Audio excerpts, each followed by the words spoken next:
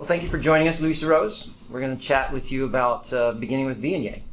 The idea that Yalumba has, and you have as a personal venture, fallen in love with the grape, cultured it, turned it into something very unique and wonderful for Australia. Just tell us about why it's unique, what do you have to do to make it the way you make it, and why we should be loving it more. Wow, that's a big question. So, well, you can talk about it for as long as you like. Yes. Until the battery runs out. I was going to say, I hope you've got lots of battery. So we fell in love with Viognier at Yalumba many years ago. We planted it first in 1980, and we were one of the first in Australia to plant it. We weren't the first. There were a few vines planted at the Heathcote Vineyard in Victoria in 1978. I believe there was only half a dozen vines or so. And LG Park on the Mornington Peninsula planted it in 1980 as well. As far as we can work out, sort of pre-internet days, and not a lot of information. Somewhere between 25 and 35 acres of Viognier in the world at that time. Wow. All in Condrieu, of course. It had at some point in its life been a bigger variety, more popular. It was in southern France, and it had apparently sort of shrunk down to that 25 acres or so in Condrieu itself. So most people had never heard of it. In your research, did you sort of get a sense of why it had shrunk down? Was it a viticultural issue, a fashion issue? You read about it being a difficult variety, mm-hmm. And people still, ask me or say to me, "Oh, it's a difficult variety to grow and to make," and it's not. So I'm not sure why.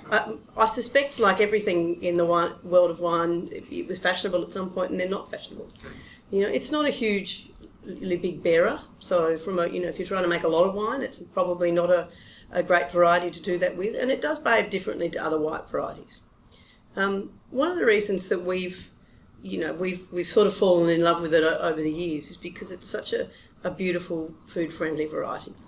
And I think that Viognier crosses over, as do a number of white varieties that we now, are interested in. But when we started working with it, and particularly in the early 90s, when we really started to have some grapes to start to work with, it crosses over that boundary between, your typical white, refreshing style of, wine that may be an aperitif style, but then into what you, and particularly in Australia, what we consider to be red wine territory, which is matching with a lot of food and strong flavours and red meat even. So, and that makes it a really interesting wine to use. Right through a dinner, different foods bring out different flavours in wines.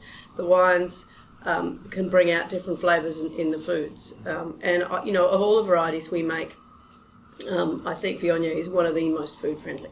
So when I get sent, as I often do, a menu on a piece of paper that I've never tried before and said, so-and-so's doing a wine dinner, can you match some wines?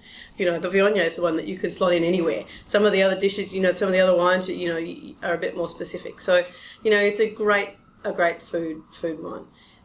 Often not actually a very good aperitif. And one of the reasons for that is another one of its red wine-like characters, and that's its very low acidity.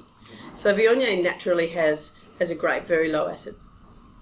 And in fact, when you look at the analysis of Viognier grapes and juice when they're ripe, and often the wines as well, if you don't know what you're looking at, you'd say, oh yeah, that's probably a red wine, because they're a bit higher in alcohol than your traditional white wines. Not often in the 14s, not always. 13.5% alcohol, is usually nicely balanced, but sometimes the flavours kick in a bit later, and low acids and high pHs.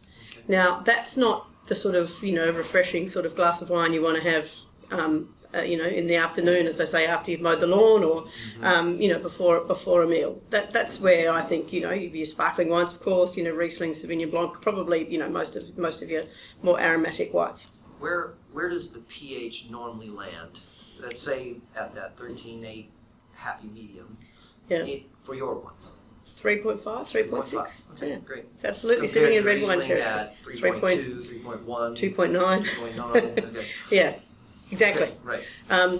So not only, and I think Australians are very, as a country of wine drinkers, we're very guilty of, hot day, right, we want something really light and refreshing as an aperitif, and then we get stuck into the real wines, which are red. and that sometimes that misses the Viognier spectrum.